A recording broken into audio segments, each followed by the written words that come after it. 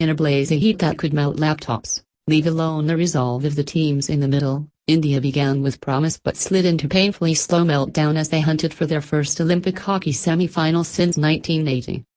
In the Deodoro sun, the shirts, mostly male, were off. India could have covered itself in glory. The new garish blue of the hockey turf sprung up and stung your senses, hardly the conditions which would allow you to think straight. Yet, the Indians stuck on for the opening strike, but thereafter it was the same old story. With less than half a minute in the first period, sensing an opening, Danish Mujtaba struck one through the middle into striking circle. It deflected off Akashdeep Singh past a surprised Vincent van Ask in the Belgian goal. The Indians were opening up, the tropical conditions seeming to suit them more than their European rivals. Belgium were finding themselves in the back foot. It could have been also different, for less than a minute before Akashdeep's opening goal. Sebastian Dakir was fed from the left, with a clear chance at goal, but Captain Srijesh, at his near post, was equal to it. As the noon sun rose, the Belgians seemed to lose a bit of their shape, but came out stronger in the second half. Thomas Brails had an open goal in front, Indian captain at his mercy. But Srijesh had other ideas. Then Dakir worked his way into the striking circle past a host of Indian defenders and struck a delightful shot past Srijesh for the equalizer. Belgium were growing in strength. Dakir was beginning to find space. In one instance, he swiveled between and past Wamake and K. Chinglanzana as if they weren't there. It took another brave, if clumsy, effort by Srijesh to thwart the Belgian striker.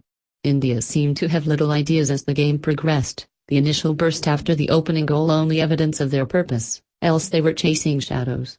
On the Indian touchline, Roland Oltmans was windmilling furiously as his plans were being stretched or going awry.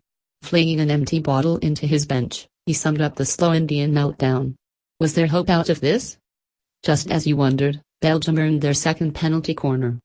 Tom Boone struck it sweetly, Srijesh made a great diving save on his right. But the relief was short-lived. Dragging play to the left, Felix Stener's shot was deflected, once again, by that man, Dakir. 2-1 up. India seemed to have little in their tanks and game plan to get back. Was there a miracle in store? It was turning out to be a familiar story. Belgium was dictating flow and play. They would soon earn a third penalty corner, again Srijesh would save. On the break, Akashdeep strove ahead, applaud more than flight, but easily dispossessed even before he got to the striking circle. Soon it was 3-1, it didn't matter who. But wait, it was Tom Boone adding himself to the list. Oltmans leaned back further on the railing outside his bench. Then he threw in his masterstroke. In the many needless innovations made to hockey, he revoked his best player, Srijesh, for keeping back, and Wamake made to wear a sorry yellow over India's white. Maybe this, an extra on-field player, was really an Oltmans masterstroke, since almost immediately, out of nowhere, actually, Sardar Singh and Akashdeep found the Belgian goal mouth. But goalkeeper Vnisk was at work too, so what if it was Sunday? Simply, you wouldn't need all these, if the basics are right. But Indian hockey has long forgotten that. Next Olympics, then.